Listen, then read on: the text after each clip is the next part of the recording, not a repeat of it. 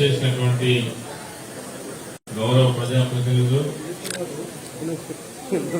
మిత్రులు ఎల్లాల శ్రీకాంత్ రెడ్డి గారు, బీసీఎంఏ చైర్మన్ పాత కరీంనగర్ జిల్లా, అదేవిధంగా సభా అధ్యక్షులు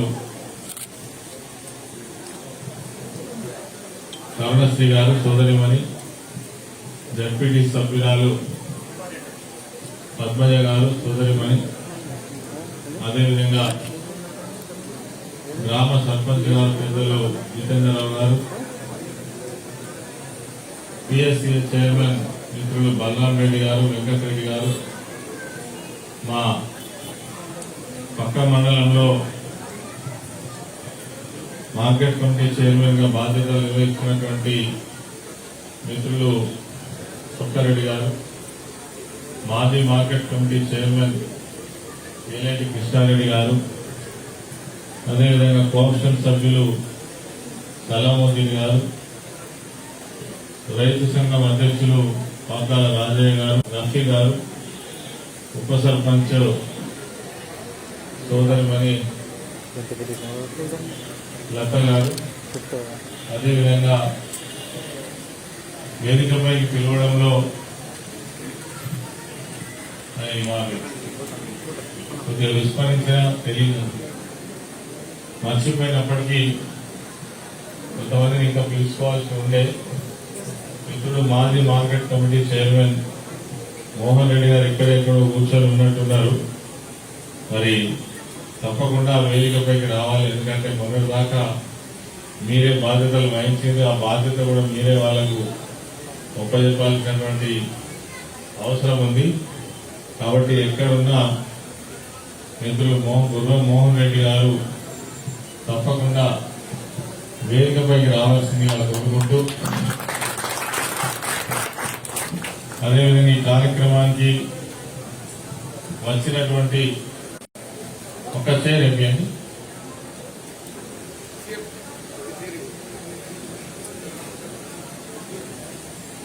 కార్యక్రమానికి విచ్చేసినటువంటి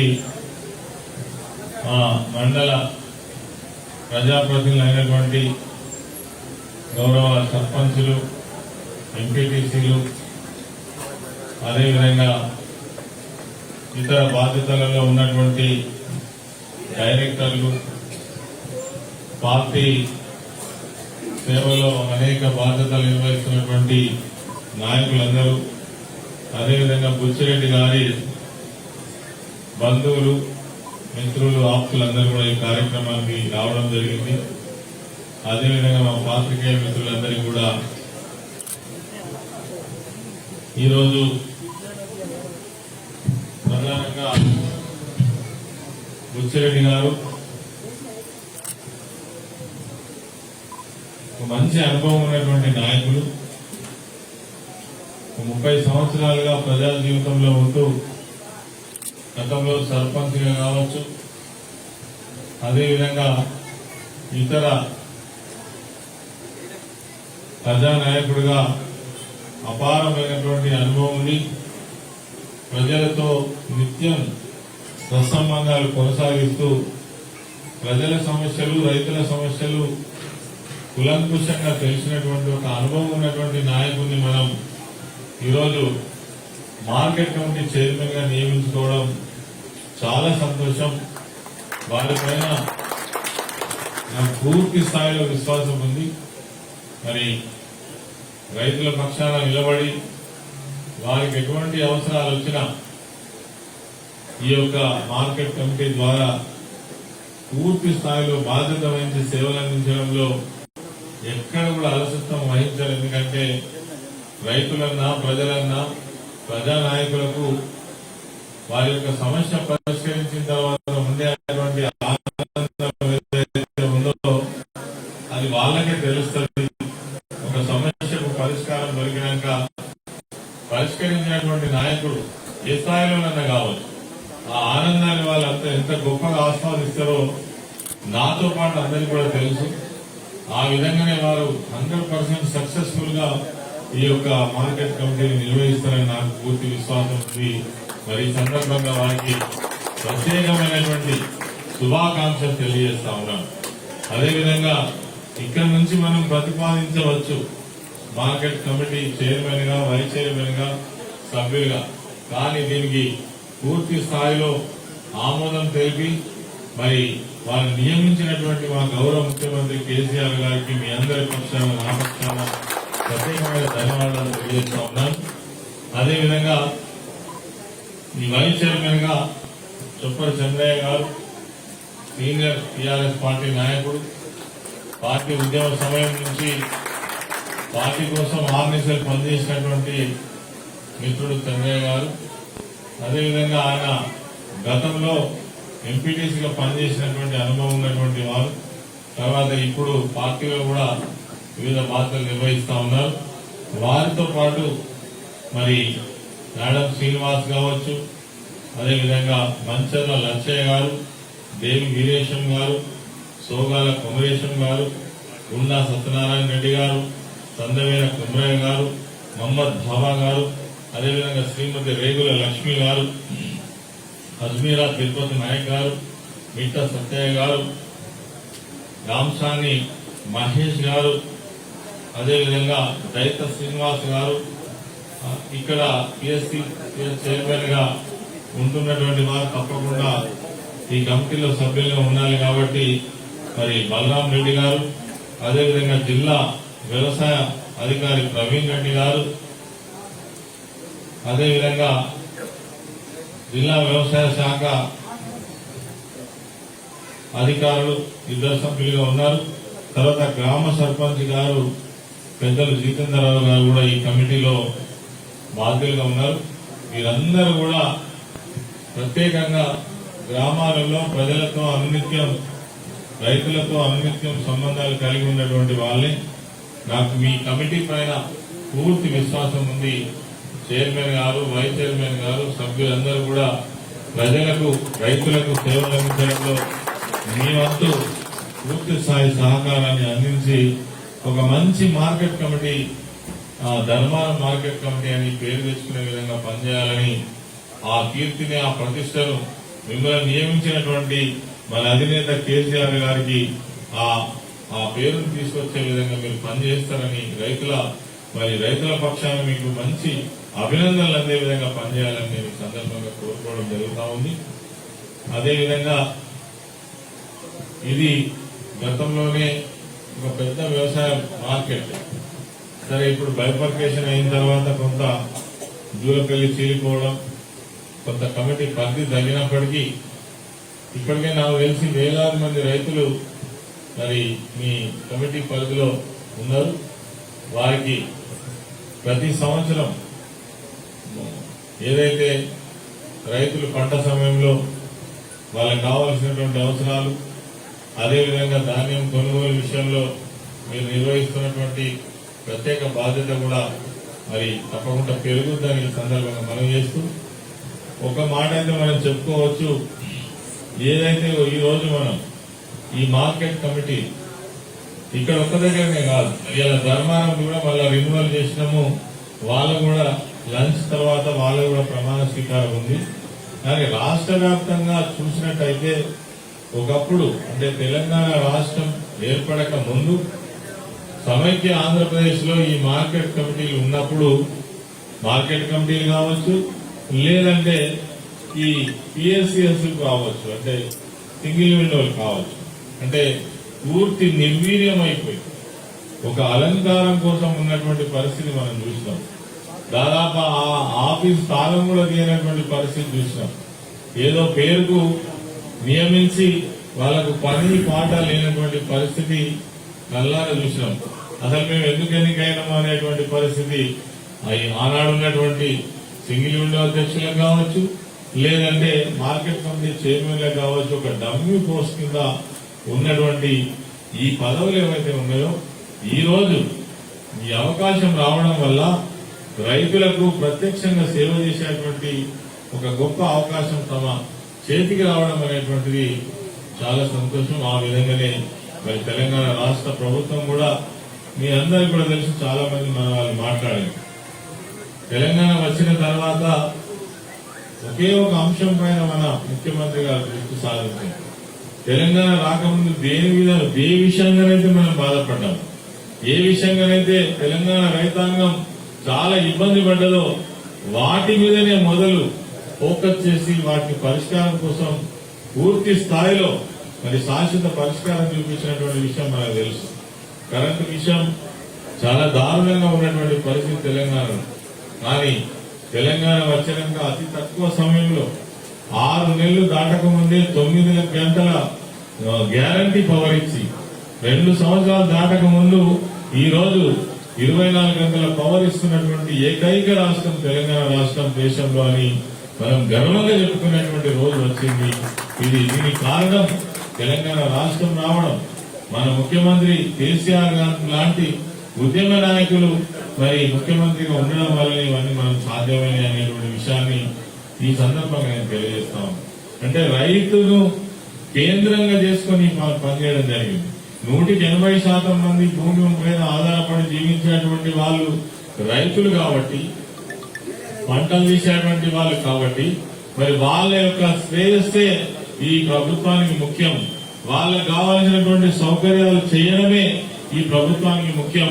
మరి దానికోసమే తెలంగాణ రాష్ట్రాన్ని సాధించుకున్నాం అనేటువంటి ఏకైక లక్ష్యంతో ఈరోజు మరి చారిత్రాత్మకమైనటువంటి ప్రపంచంలోనే అతి గొప్ప ప్రాజెక్ట్ అయినటువంటి పేరుగాంచినటువంటి ప్రాజెక్టు కాళేశ్వరం ప్రాజెక్టు లాంటి ప్రాజెక్టులను నిర్మాణం చేసుకుని ఎక్కడ ఏ అవసరం ఉంటే అక్కడ అనేక ప్రాజెక్టులను, భారీ ప్రాజెక్టుల నిర్మాణం అతి తక్కువ సమయంలో చేసుకుని ఈరోజు మరి ప్రతి ఎకరాకు నీళ్ళిచ్చేటువంటి ఒక గొప్ప ప్రయత్నం ఈ రాష్ట్రంలో జరిగిన మాట మనకు తెలుసు.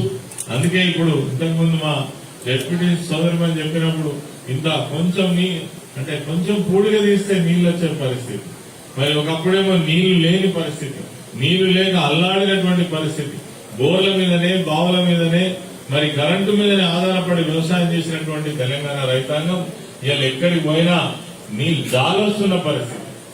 వాళ్ళ నీళ్లు ఎక్కువైనాయి, ఇప్పుడు కాలువ బంద్ చేయండి అని చెప్పే పరిస్థితి. గతంలో అయితే కాలువ నీళ్లు రాక మరి రైతులు ధర్నాలు చేసి అల్లాడిపోయినటువంటి పరిస్థితి మనం చూసినాం.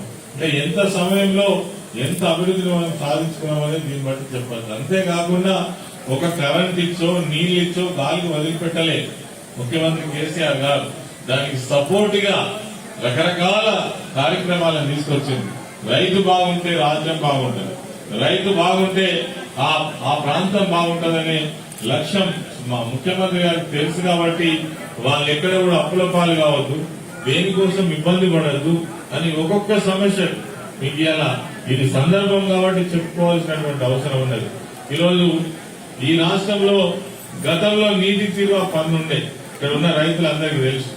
నీళ్ళు లేకుండా తీరువా పన్ను మాత్రం కట్టించుకున్నారు. కానీ ఫస్ట్ తెలంగాణ రాగానే నీటి తీరువా పన్ను రద్దు చేసినటువంటి ఏకైక ప్రభుత్వం మన తెలంగాణ. అంతేకాకుండా రైతులు కష్టపడి పనిచేసి వాళ్ళు పంట వేసే సమయంలో కొంతమంది దళారులు వచ్చి నకిలీ విత్తనాలు తీసుకొచ్చి రైతులను నమ్మించి అమ్మడం వల్ల తీరా పంట తీసుకునే సమయానికి తాలు తప్ప వస్తే అనేక మంది రైతులు మన కేసీఆర్ గారని సందర్భంగా ఇవన్నీ కూడా రైతులు మాట్లాడాలి, చర్చించాల్సిన అవసరం. ఎవరి కోసం ఇదంతా? ఈ బీడీ యాక్ట్ తీసుకురావడం వల్ల ఈ రోజు నకిలీ విత్తనాల దందానే ఈ తెలంగాణ రాష్ట్రంలో లేకుండా పోయింది. అందుకోసం ప్రశాంతంగా రైతులు ఉండేటువంటి పరిస్థితి వచ్చింది.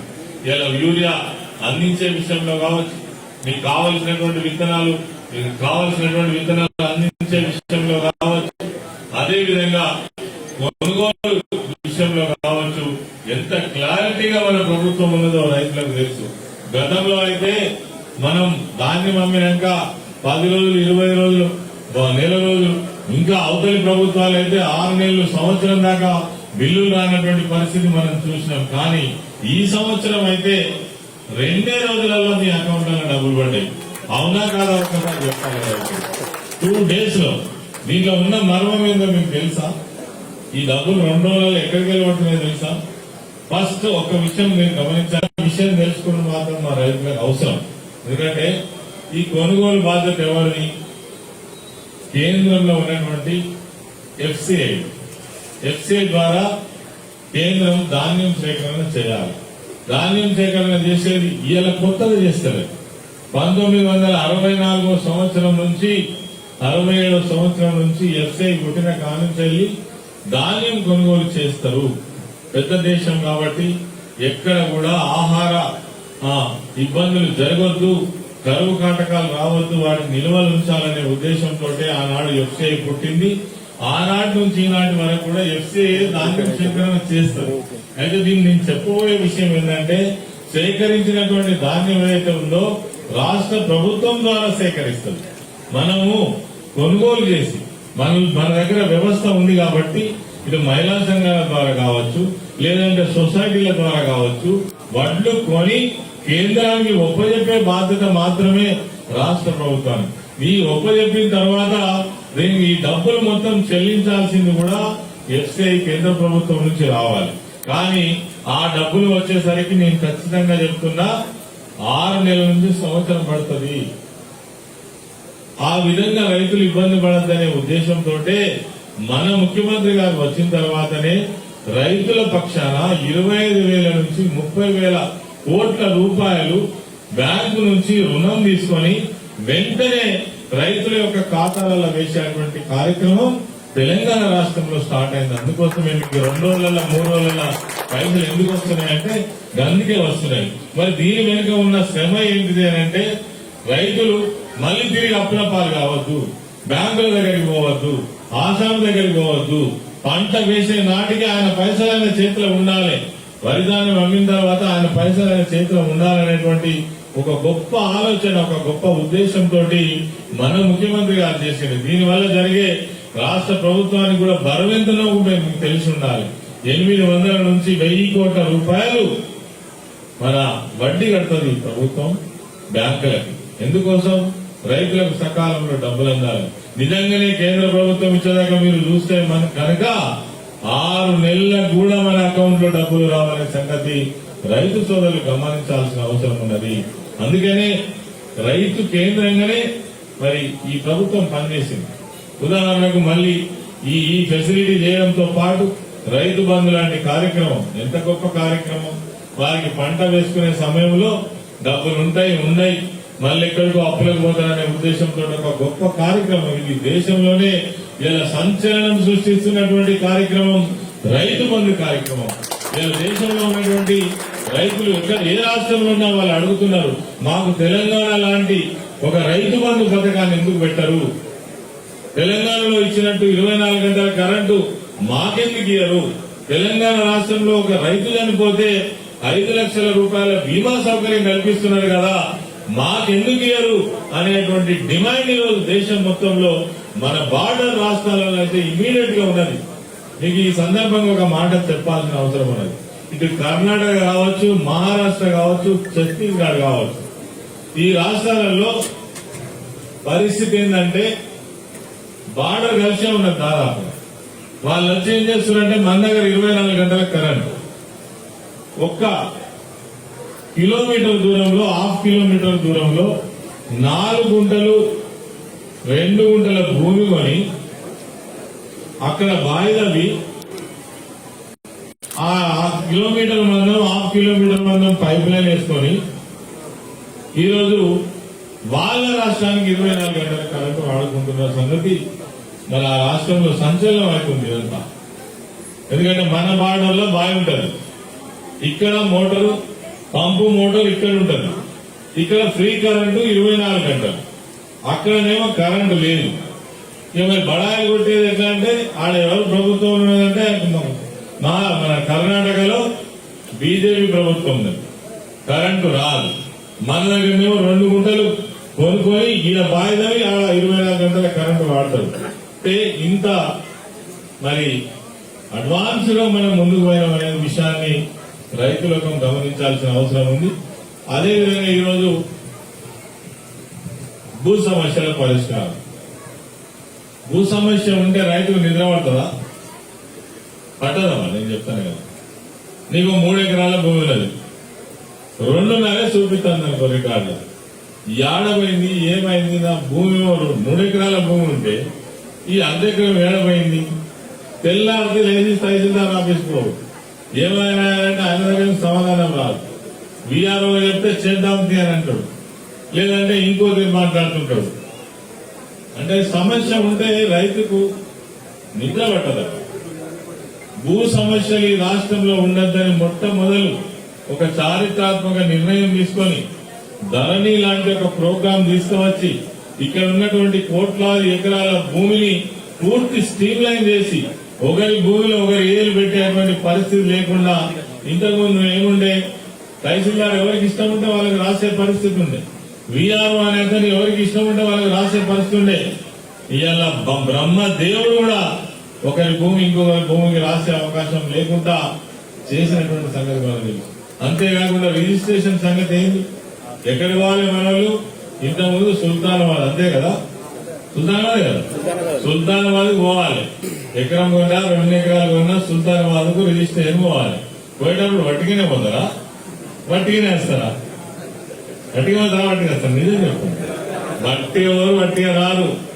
భూమి కొన్నా పైసలు ఖర్చు పెట్టుడే, భూమి అమ్మినా పైసలు ఖర్చు పెట్టుడే. ఈ దందా అంతా పోయి ఇదే తహసీల్దార్ ఆఫీసు, ఇక్కడనే రిజిస్ట్రేషన్, ఇక్కడనే మోటివేషన్, ఇక్కడ రికార్డు అనేది ఇదివరకు ఎంత బ్రహ్మ కష్టమో మాకు రైతులకు తెలియదా?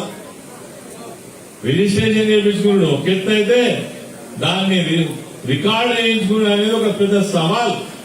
వెనుకపల్లి పోయి కలిస్తే తప్ప అయ్యే సమస్య లేదు. ఇవాళ వెనుకకెళ్ళి పోయే కలిసే కల్చర్ నాశనం చేసి కల్చరే కంప్లీట్ తీసేసినటువంటి మహానాయకుడు కేసీఆర్. ఈ సంగతి మన రైతులకు తెలియదా? పక్కా తెలుసు, కానీ మర్చిపోతుంటారు. ఇంకేం చేయకపోయాయని ఎదురు చూస్తుంటారు. అసలు ఎన్ని చేసిందో తెలుసా? ఎన్ని చేసింది చేసుకుంటా పోతూనే ఉన్నారు. ఇది నేను కేవలం రైతుల గురించి మాత్రమే చెప్తున్నా. ఇంకొక వర్గం గురించి పోతే ఆ వర్గానికి అద్భుతమే, ఇంకొక వర్గం గురించి పోతే ఆ వర్గానికి అద్భుతమే. ఇలా ఎందుకు మనం అంతా గ్రామాలలో ఉంటున్నాం. పల్లె ప్రగతి లాంటి ప్రోగ్రాం ఇప్పుడు నడుస్తుంది. పల్లె ప్రగతి 18వ తారీఖు దాకా పల్లె ప్రగతి నడుస్తుంది. ఏం జరిగింది పల్లె ప్రగతిలో? వాస్తవంగా మా సర్పంచులు చాలా మంది కూర్చొని ఉన్నారు. పల్లె ప్రగతిలో ఇలా పల్లెలన్నీ కూడా అద్భుతంగా తయారైంది. ఈ దేశంలో మంచి గ్రామాలను ఎన్నిక చేస్తే 10కి 10 తెలంగాణ రాష్ట్రానికి సంబంధించిన గ్రామాలే ఎన్నికైనాయి. మళ్ళొక 10 తీస్తే దానిలో 9 ఎన్నికైనాయి. 20 గ్రామాలు తీస్తే 19 గ్రామాలు తెలంగాణ రాష్ట్రంలో ఎన్నిక కావడం అంటే ఈ ఎన్నిక చేసిన వాళ్ళు ఎవరై ఉంటారు అందాదా? ఏ ప్రభుత్వం అబ్బా? బీజేపీ ప్రభుత్వం. మరి వాళ్ళ రాష్ట్రాలలో ఒక్క గ్రామం అన్న రావద్దా? మరి ఒక్క గ్రామం అన్న ఇక బాతాలు కొట్టమంటే మస్తు కొడతారు. నేను ఒక్కటే అడగదలుచుకుని ఇక్కడ ఉన్న రైతుల 8 ఏళ్ల నుంచి టీఆర్ఎస్ ప్రభుత్వం తెలంగాణ రాష్ట్రంలో ఉన్నది. 8 ఏళ్ల నుంచి బీజేపీ ప్రభుత్వం రాష్ట్రం కేంద్రంలో ఉన్నది. ఏం చేసిరో ఒక్కటి చెప్తారా? ఒక్కటంటే ఒక్కటి. ఎవరన్నా రైతులు కానీ, ఎవరైనా చదువుకున్న వాళ్ళు కానీ, యువకులు కానీ, వాళ్ళకి సంబంధించిన విషయాలు తెలిసిన వాళ్ళు ఒక్క కార్యక్రమం అన్నా లేదు. మనం చెప్పడానికి 360 స్కీమ్స్ ఉన్నాయి. ఇట్లా వరుస పెట్టి చెప్పచ్చు. ఇంటికి 3-4 రకాల సంక్షేమం అందుతుంది. ఏం చేయకుండా మాటలు మాత్రం చాలా దారుణమైన మాటలు. ఈ దేశాన్ని ఏం చేయదలుచుకున్నారు? ఆఖరికి ఈ దేశాన్ని నాశనం చేయదలుచుకున్నారా? ప్రశాంతంగా ఉన్నటువంటి భారతదేశాన్ని ఏం చేయదలుచుకున్నారు బీజేపీ వాళ్ళు? మీరే రైతు సోదరుని ఆలోచించాలి. అందుకనే నేను వాళ్ళ లోపలికి పోదలుచుకోలేదు. ఈరోజు పల్లెల అభివృద్ధి అయినాయి. పల్లెల సంగతి చెప్పాలంటే ఇంతకు ముందు అయితే ఓ మంచి గ్రామము అని అంటే ఈ రాష్ట్రంలో ఓ గంగదేవు పల్లె అని గుర్తుకొస్తుండేవాళ్ళు. లేదంటే అంకాపూర్, నిజామాబాద్ జిల్లాలో ఉన్న అంకాపూర్. మేము కూడా ఒకసారి పోయొచ్చినాం. హిమ్మత్రావుపేట మా నాయకులందరూ తీసుకొని పోయి మన జిల్లాలో ఉన్న, పాత జిల్లాలో ఉన్న హిమ్మత్రావుపేట పోయి అక్కడ డ్రైనేజ్ సిస్టమ్ ఎట్లున్నది, వాళ్ళ పారిశుద్ధ్యం ఎట్లున్నది, వాళ్ళ మంచినీటి వ్యవస్థ ఎట్లున్నది అన్ని కూడా చూసి ఆమె భోజనం చేసి వచ్చినాం. కానీ ఇవాళ ప్రతి గ్రామం గంగదేవి పల్లె అయింది, ప్రతి గ్రామం కూడా అంకాపూర్ అయింది. కాబట్టి అంత సిస్టమేటిక్ గా తెలంగాణ రాష్ట్రం వచ్చిందంటే మనసులో పట్టిన పరిస్థితి. ఎన్ని వందల బోర్లు వేసినాం, ఎన్ని వేల బోర్లు. నేనైతే ఈ 19 ఏళ్లలో వేల బోర్లు వేపించినాం. వచ్చిన పైసలన్నీ బోర్లు, పంపు, మోటార్, పైప్ లైన్ ఓ సాగితే ఊళ్ళకెళ్ళి బయటకు పోయేటలాగే నీళ్లు ఓపించి పోతుంది. నేను ఈ వాడకు నీళ్ళు ఇవ్వడంటే బోర్ కొట్టాల్సిందే, సాయంత్రం వరకు నీళ్ళు ఇచ్చే పోతుంటుంది. అంత ఛాలెంజ్ గా పనిచేస్తుంటుంది. మరి అటువంటిది ఈరోజు మిషన్ భగీరథ లాంటి గొప్ప కార్యక్రమం ఇలా సాగునీళ్లు కావచ్చు, తాగునీళ్లు కావచ్చు, గ్రామాల అభివృద్ధి కావచ్చు, ఇలా పట్టణాల అభివృద్ధి కావచ్చు. పట్టణాలు ఎన్నైనా చూసినాం అసలు. ఒకసారి కరీంనగర్ పోయి చూడండి, రోజు పోతారు కదా. ఆ రోజు చాలా బడాయిలు మాట్లాడుతున్న కాంగ్రెస్ పార్టీ 40 ఏళ్ళు 50 ఏళ్ళు అధికారంలో ఉన్నది. వాళ్ళని చేయొద్దన్నారా? ఎవరన్నా పట్టణాలు మంచిగా చేయొద్దన్నారా? గ్రామాలు మంచిగా చేయొద్దన్నారా? పెన్షన్లు ఇవ్వద్దన్నారా? ప్రాజెక్టు కట్టద్దన్నారా? ఇవాళ రేవంత్ రెడ్డి అయినా మొన్న వరంగల్ డిక్లరేషన్ పేరు మీద చాలా చెప్పిండు.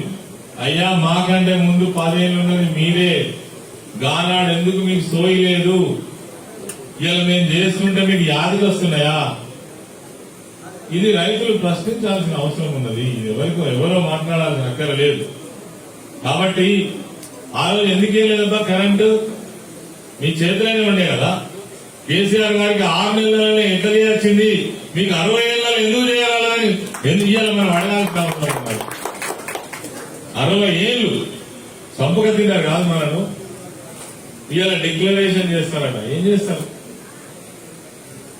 కాబట్టి బీజేపీ ప్రభుత్వం మిమ్మల్ని ఇందాక అడిగిన ఒక్కటంటే ఒక్కటి, పిల్లల చదువులా, లేదంటే వైద్య రంగమా, వ్యవసాయ రంగమా, ఓ పరిశ్రమల, పట్టణాల, ఏ ఒక్క విషయంలో కూడా ఒక్కటంటే ఒక కార్యక్రమం ఎవరికి ఖర్చు పెట్టిండు, ఏం చేసిండు, దిక్కు దివానం లేదు.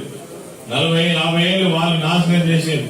ఇలా తెలంగాణ రాష్ట్రాన్ని గొప్పగా అభివృద్ధి చేసుకుంటే ఓర్వలేక ఈర్ష్యతోటి ఏది పడుతుంది మన ప్రభుత్వం పైన, ముఖ్యమంత్రి గారి పైన మాట్లాడుతున్నప్పుడు నిజంగా కూడా బాధాకరమైన విషయం ఏంటంటే మా రైతు సోదరులు స్పందించాల్సిన అవసరం ఉన్నది.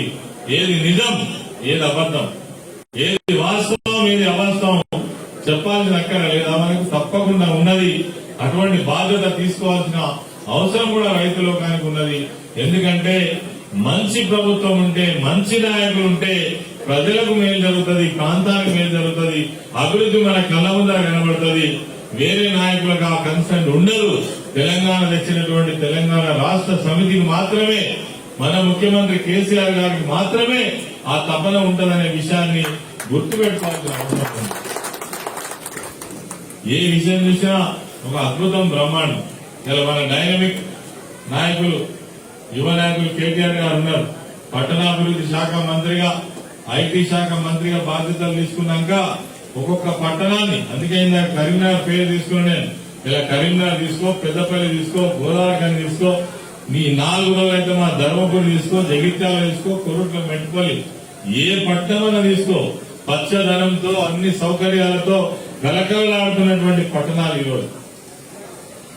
పల్లెలు చూస్తే అభివృద్ధి చెందినాయి, పట్టణాలు చూస్తే అభివృద్ధి చెందినాయి. హైదరాబాద్ నగరంలో ఇలా ట్రాఫిక్ సమస్య దాదాపుగా అధిగమించేటువంటి పరిస్థితి వచ్చింది. ఇవన్నీ ఐటీ రంగంలో అద్భుతం. ఇప్పటికే 17 లక్షల మందికి ఉద్యోగాలు వచ్చేటువంటి వ్యవస్థను ఏర్పాటు చేసినటువంటి డైనమిక్ లీడర్ మన కేటీఆర్ గారు. అనేక కంపెనీ 19,445 కంపెనీలు తెలంగాణ రాష్ట్రానికి వస్తున్నాయి. 2,32,000 కోట్ల రూపాయల పెట్టుబడులు తీసుకొచ్చిండు. 17 లక్షల మంది యువకులకు ఉద్యోగాలు ఇప్పించిండు. ఇది తెలిసిన వాళ్ళకి తెలుసు. ఇంకా ఏమో జరగాలని జరుగుతుంది. ప్రభుత్వం మంచిగా ఉంటే, ఆర్థిక వ్యవస్థ బాగైతే, చేసేటువంటి నాయకులు ఉంటే మంచిగా జరుగుతుంది. కాబట్టి రైతు సోదరులు కూడా పాజిటివ్ గా ఆలోచించాలి. ఓ సమయం వచ్చినప్పుడు మన కోసం ప్రభుత్వం పనిచేస్తున్న ప్రభుత్వాన్ని బలపరచాలి, ఆశీర్వదించాలి.